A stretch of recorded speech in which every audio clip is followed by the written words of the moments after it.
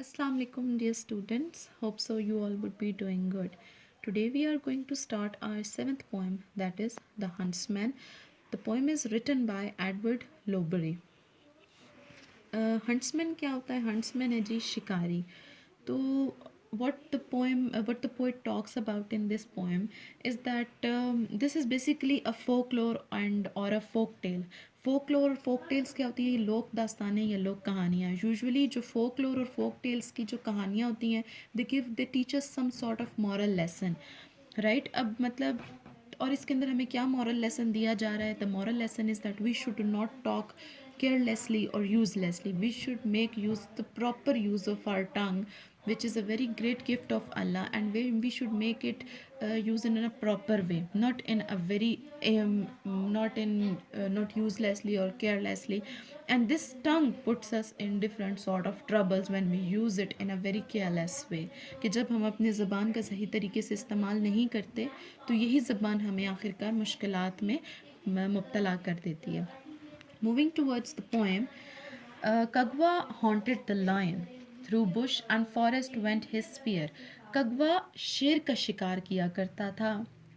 Through bush and forest went his spear. और जंगल हमेशा इसकी जद में होता था. जद में होने का मतलब कि हमेशा वो इस चक्कर में होता था कि मैंने जंगल में जाना है और मैंने शिकार करना है. One day he found the skull of a man. एक दिन उसने एक found one day he found the skull of a man. एक दिन जब वो जंगल में गया तो वहाँ पर उसे एक आदमी की खोपड़ी मिली. एंड सेड टू इट, और उसने उसे कहा, मतलब जो शिकारी जंगल में गया तो शिकारी ने वहाँ पर एक खोपड़ी देखी और उसने खोपड़ी से सवाल किया, how did you come here, कि तुम यहाँ कैसे आई. The skull opened his mouth and said, और स्कल ने अपना मुंह खोला और कहा, टॉकिंग ब्रॉट मी हेयर, कि मेरा बातें करना मुझे यहाँ ले आया. और किस किस्म की बातें करना? गैर जिम्मेदाराना गुफ्तगू करना मुझे यहाँ ले आया. In the explanation of these lines, what we will write is that basically the poet narrates the story of an hunter named Kagwa, and he was fond of hunting lions with his spear. that कि उसको अपने उसका शिकार करना पसंद था अपने नेज़े के साथ. स्पीयर होता है नेज़ा. अपने नेज़े के साथ उसे शेरों का शिकार करना बहुत अच्छा लगता था. And one day he happen to find a skull of a dead person. एक दिन उसे वहाँ पर एक डेड पर्सन की स्कल मिली. And Kagwa asked the skull how it had reached here there.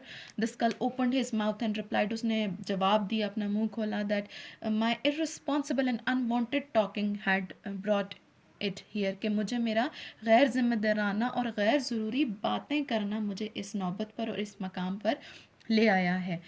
कगवा hurried home, went to the king's chair and spoke. Kagwa जल्दी जल्दी घर गया और बादशाह की तरफ गया और वहाँ जाकर कहा, in the forest I found a talking skull, कि मुझे जंगल में एक बातें करने वाली खोपड़ी मिली. The king was silent. पहले तो बादशाह खामोश रहा. देन ही सेड स्लोली, और फिर उसने आहिस्ता से कहा, never since I was born of my mother have I seen or heard of a skull which spoke, कि जब से मैंने अपनी माँ से जन्म लिया है, आई हैव नेवर हर्ड, कि मैंने कभी नहीं सुना किसी खोपड़ी को बातें करते हुए.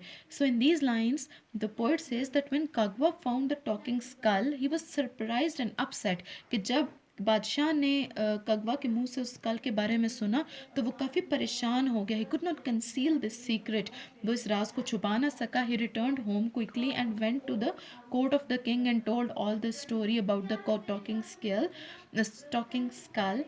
The king did not speak in surprise. The king said softly that in his whole life he had not seen her of human skull that spoke, कि पूरी जिंदगी उसने ऐसी खोपड़ी नहीं देखी जो कि बोलती हो.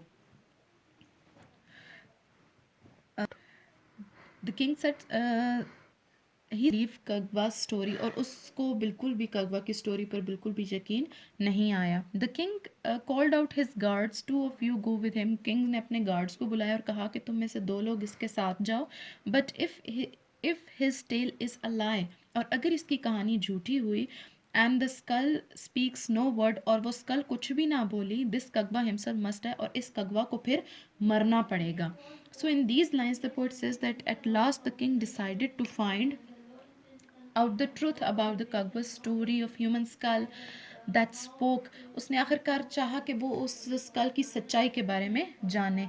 He ordered two of his guards to accompany Kagwa to the forest of trace out the talking skull. He also ordered them to kill Kagwa at once if the skull did not speak. और आखिरकार उसने उसको ये भी कहा कि अगर वो खोपड़ी ना बोली तो फिर गार्ड्स को ये भी हुक्म दिया कि वो उसको कगवा को वहीं पर कत्ल कर दें.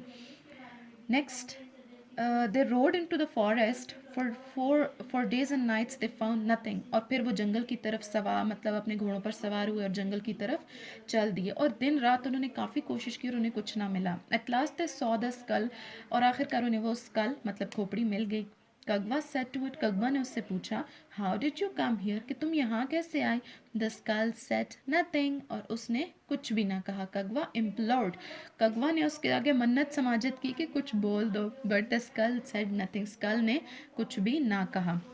So in these lines the poet says that Kagwa and the king's guards set off towards the forest of their horses कि वो अपने घोड़ों पर सवार जंगल की तरफ रवाना हुए. They could not find the skull for many days and nights. At last they succeeded in tracing out the skull. और फिर आखिरकार उन्हें स्कल मिल गई काफ़ी कोशिश के बाद.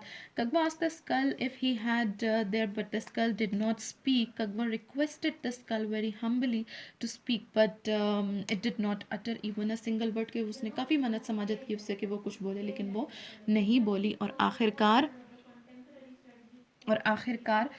मतलब वो कुछ भी ना बोली. Did not the skull did not utter a single word. वो एक लफ्ज़ भी ना बोली. The guard said kneel down. और गार्ड्स ने उसको हुक्म दिया कि झुक जाओ. अब उसकी सख्ती आ गई हंट्समैन की. तो उसकी क्योंकि बात चूंकि झूठी साबित हो गई तो उन्होंने उसको हुक्म दिया कि अब ज़रा झुक जाओ यहीं पर. They killed him with sword and spear. उन्होंने उसी नेज़े और तलवार के साथ उसको कत्ल कर दिया. Then the skull open its mouth. फिर स्कल ने अपना मुंह खोला हंट्समैन और उसने फिर हंट्समैन से सवाल किया. पहले क्या था कि पहले हंट्समैन ने स्कल से सवाल किया. अब जब हंट्समैन कत्ल हो चुका था अब हंट्समैन से स्कल सवाल कर रही है. How did you come here. अब स्कल ने हंट्समैन से कहा how did you come here. And the dead man answered. और फिर उस मुर्दा आदमी ने जवाब दिया टॉकिंग ब्रॉट मी हेयर. कि मेरा बहुत ज़्यादा बोलना मुझे यहाँ पर ले आया. अब उसने क्या बहुत ज़्यादा बोला था. उसने वो गैर जिम्मेदाराना रवैया शो किया कि बग़ैर सोचे समझे उसके साथ जो भी वाक़या हुआ उसने जाकर बादशाह को बता दिया. हो सकता है उसने ये सोचा हो कि शायद आई विल बी रिवॉर्डेड कि मुझे कोई रिवॉर्ड मिलेगा. But he wasn't rewarded at last and he had मतलब वेरी ट्रेजिक एंड उसके साथ हुआ.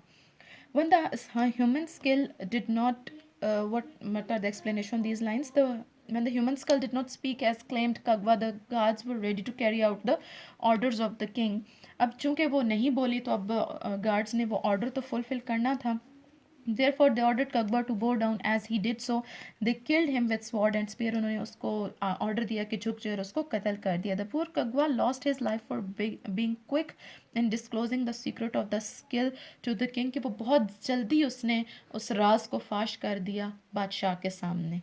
कि अगर वो थोड़ा सब्र कर जाता रुक जाता थोड़ी बहुत जांच पड़ताल करता तो शायद उसकी जान बच जाती. लेकिन उसने बहुत जल्दी की. As he died, the skull opened its mouth and asked him how he had come here. और फिर जब वो मर गया तो फिर स्कल ने उससे पूछा कि तुम यहाँ कैसे आए. The dead man answered that loose talking had brought him here. और फिर उस मुर्दा आदमी ने जवाब दिया कि मेरा गैर जिम्मेदाराना बोलना गुफ्तगू करना मुझे आज यहाँ पर ले आया है. So you understood that how your tongue put you in different troubles. कि आपकी ज़बान आपको मुख्तलिफ़ मसाइल में मुब्तला कर देती है मुश्किलात में मुब्तला कर देती है. तो इसलिए आपको बहुत कम बोलना चाहिए. जैसे कि वो शेक्सपियर का एक कॉल है ना give every man thy ear but few thy voice. Right. तो इस बात पे we have to act upon. Thank you so much. Hope so you understand today's lecture.